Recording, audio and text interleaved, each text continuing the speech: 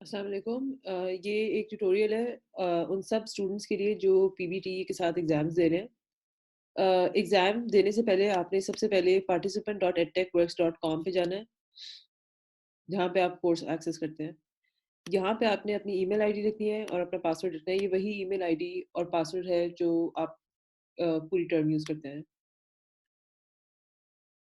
फिर यहाँ आके आपको अपना कोर्स यहाँ पे नज़र आएगा, आपने कोर्स पे क्लिक करना है और यहाँ पे आपके बाकी कंपोनेंट्स के साथ यहाँ पे आपको एग्ज़ाम नज़र आ रहा होगा। आपने एग्ज़ाम पे स्टार्ट क्लिक करना है। एग्ज़ाम में जाके सबसे पहले आपको ओवरव्यू में इंस्ट्रक्शंस नज़र आएँगी। इंस्ट्रक्शंस आपने इम्पोर्टेंट है तो आपने एग्ज़ाम से पहले पढ़नी है। और इसमें सबसे इम्पोर्टेंट बात ये है कि अ, एग्ज़ाम शुरू होने से 30 मिनट्स पहले आपने लॉग इन करके you have to make sure कि आप ये स्क्रीन देख रहे हो और आपने सारी इंस्ट्रक्शंस पढ़ी हुई हैं। ठीक है, अब इसके बाद जब आपने इंस्ट्रक्शंस पढ़ ली तो आपने वेट करना है इंस्ट्रक्टर का कि वो लाइव ऑप्शन इनेबल कर दें। जब लाइव ऑप्शन इनेबल हो जाएगी तो यहाँ पे आपको लाइव का बटन नज़र आएगा। लाइव का बटन नज़र आएगा तो आपने इसको क्लिक करना है और ओपन zoom.us पे क्लिक करना है। ये आपको ज़ूम की तरफ ले जाएगा and then you have to wait for the instructor to let you into the meeting, ठीक है? फिर जब मीटिंग में आपको इंस्ट्रक्टर लेके आएँगे तो आपने उनको अपना सीएनआईसी नंबर बताना है और अपना फादर्स नेम बताना है और एक 360 डिग्री व्यू देना है अपने पूरे रूम का, ठीक है? रूम में आपने अकेले होना है और कोई उस रूम में नहीं हो सकता जहाँ पे आप एग्ज़ाम दे रहे हैं। अ, जो इंस्ट्रक्शंस आपको इन्विजिलेटर दे रहा है वो आप केयरफुली उनको सुनें और उनको फॉलो करें। जो पीसी आप यूज़ कर रहे हैं उसमें आपका क्रोम डिफ़ॉल्ट ब्राउज़र होना चाहिए।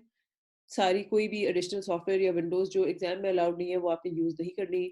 अ, फिर उसके बाद जो है बस आपने वेट करना है कि अ, वो इन पीछे से आपकी पहला कंपोनेंट जो है वो इनेबल कर दें, ठीक है?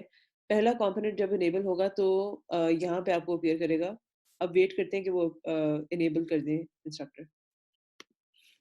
जब वो एक्टिवेट करेंगे तो आपने एक दफ़ा रिफ्रेश करना है।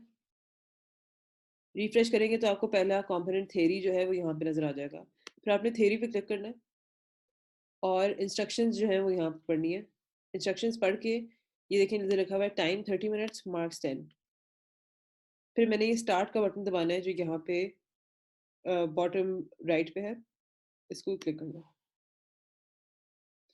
फिर इस तरह सवाल आते जाएँगे और आपने उनके आंसर्स देते जाने हैं, ठीक है? तो फॉर इंस्टेंस ये है तो मुझे इसको सिलेक्ट कर लिया और नेक्स्ट प्रेस कर लिया। ये इधर एक इम्पॉर्टेंट चीज़ है याद करने के लिए कि जो अगर आपने एक सवाल आंसर कर दिया तो उसके पीछे आप जा नहीं सकते। You can't attempt the question again, ठीक है? तो अगर मैंने अब इसका जवाब दे दिया पीएसटी, नेक्स्ट पे मैं जाऊँगी तो मैं उसको चेंज नहीं कर सकती। जो आप आंसर दे रहे हैं वो वही होगा जो एंड तक चलेगा। तो आप एक क्वेश्चन पे फिर वापस नहीं आ सकते। तो अब जो आप सवाल चुन रहे हैं उसको सोच के चुनें। फिर सारे एमसीक्यूज़ के आंसर इसी तरह देते जाएँ।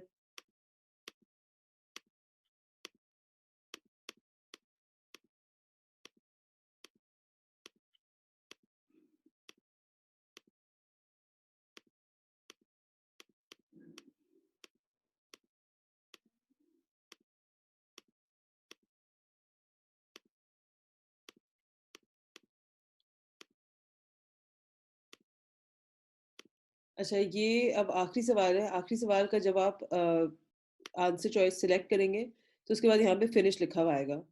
अब फिनिश को दबाना बहुत ज़रूरी है बिकॉज़ अगर आप फिनिश नहीं दबाएँगे तो जो पिछले सारे सवाल हैं, उनके भी आंसर चॉइसेस नहीं जो है काउंट होंगे।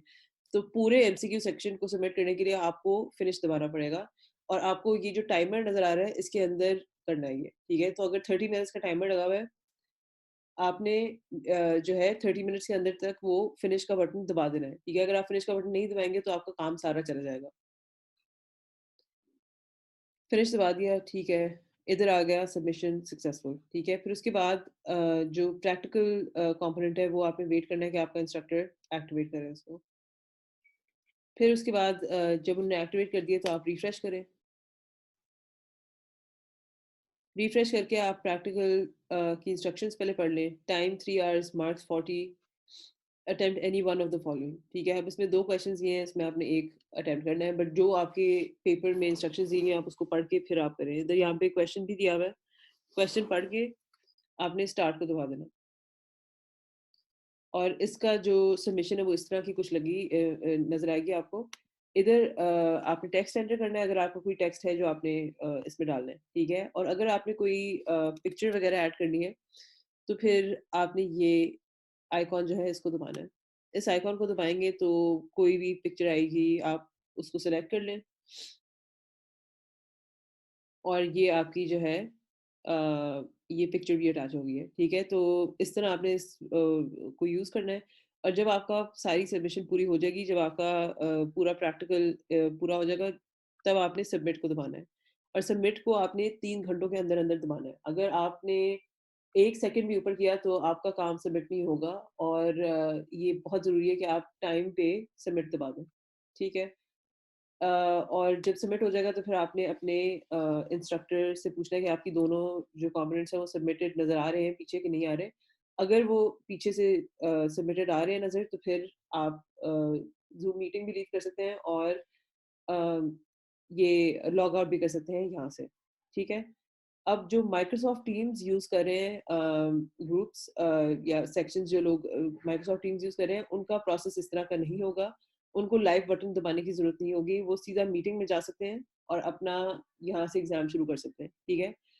और मीटिंग में होना ज़रूरी है, कैमरा आपका जो है पूरे टाइम ऑन होना चाहिए, माइक्रोफ़ोन आपका वर्किंग होना चाहिए पर आपका बाय डिफ़ॉल्ट जो है माइक म्यूट होगा, ठीक है? अगर आपको इंस्ट्रक्टर कहता है कि आपसे कोई सवाल पूछता है तो आप अपना माइक जो है अनम्यूट करके आप बात कर सकते हैं। और इसके अलावा जो है 360 डिग्री व्यू आपने दिखाना है उसका अपने कमरे का आपके कमरे में कोई होगा नहीं जब आप एग्ज़ाम दे रहे होंगे। इसके अलावा हाँ, बस टाइमिंग का आपने बहुत ख़्याल रखना है जब थ्योरी का कंपोनेंट हो रहा होगा तो आपने फिनिश को दबाना है टाइम के अंदर-अंदर और फिर आपने प्रैक्टिकल में भी जो है सबमिट दबाना है ताकि वो हो जाए। अगर आपके जो है मसले होते हैं कनेक्टिविटी के मसले होते हैं तो आपने कनेक्टिविटी के बारे में ये करना है कि अगर फॉर इंस्टेंस आपका इंटरनेट चला जाता है बीच में और अगर आप सवाल कर रहे थे थ्योरी में, तो आपने फिर लॉगिन करना है participant.edtechworks.com पे आके जब आपका इंटरनेट सही हो जाता है तो आप इधर आएँ और फिर आप जाएँ थ्योरी सेक्शन पे और इंस्ट्रक्टर से कहें कि ये मेरा वर्क जो है वो लूज़ हो गया हुआ है बिकॉज़ मेरा कनेक्टिविटी के इश्यूज़ थे तो आप प्लीज़ रीजनरेट कर दें, ठीक है? जो इंस्ट्रक्टर है वो पीछे से आपको रीजनरेट कर देंगे और आप फिर से एमसीक्यूज़ कर पाएँगे, ठीक है? फिर से आप उसको स्टार्ट कर पाएँगे, ठीक है? और अगर प्रैक्टिकल में अगर आपका कनेक्टिविटी इश्यूज़ आते हैं तो आपने अ, इसी तरह लॉगिन करना है और आपने फिर से वही करते रहना है, ठीक है? इसका मसला नहीं होगा आपको टाइमर क्योंकि बहुत लंबा है तो आप आराम से आके फिर से इसको आराम से अटेम्प्ट कर सकते हैं, ठीक है? जब आपका एग्ज़ाम ख़त्म हो जाता है, आप अपने इंस्ट्रक्टर से परमिशन लेके आप ज़ूम मीटिंग छोड़ सकते हैं और उसके बाद फिर आप लॉग आउट कर लें।